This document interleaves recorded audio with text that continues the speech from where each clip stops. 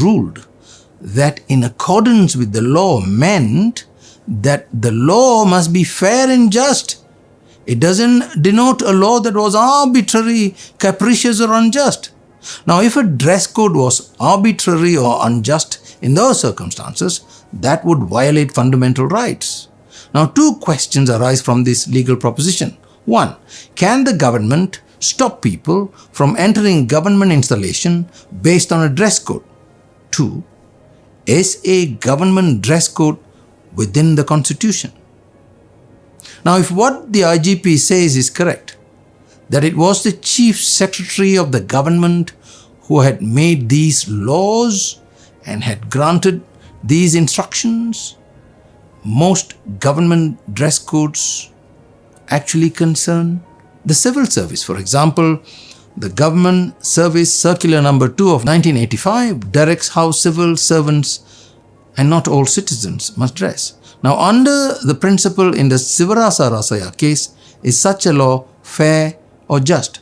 A law that prevents a patient from approaching a hospital, or a law that prevents a member of the public from reporting a crime to the police station, cannot be fair or just.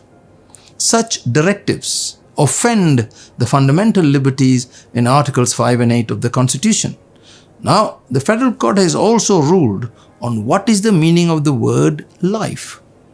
Now, what has all this got to do with a woman who enters a police station or a hospital in a pair of shorts?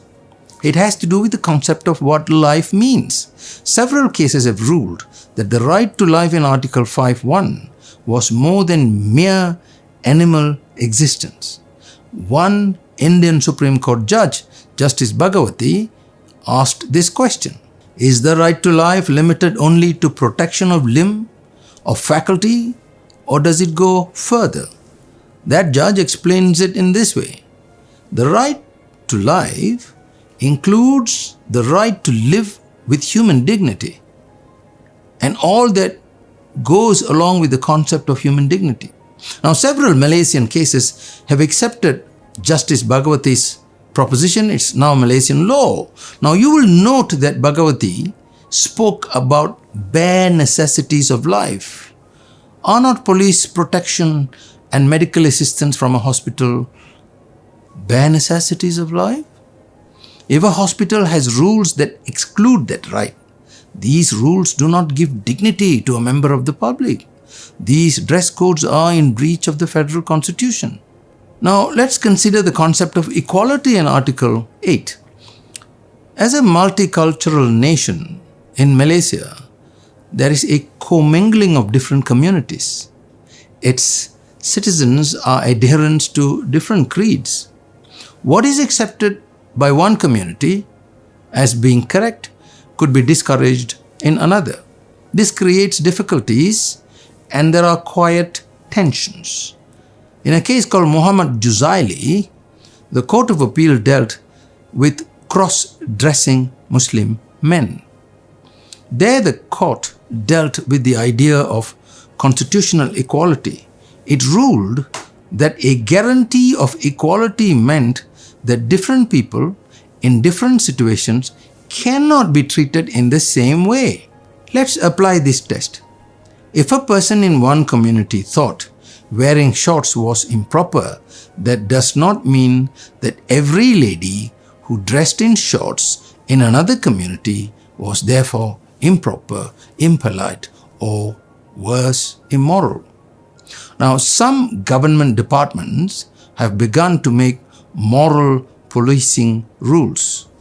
This is based on their view of what is proper. Now, that may be appropriate for a place of worship. When such a dress code is extended to a government installation, everything changes.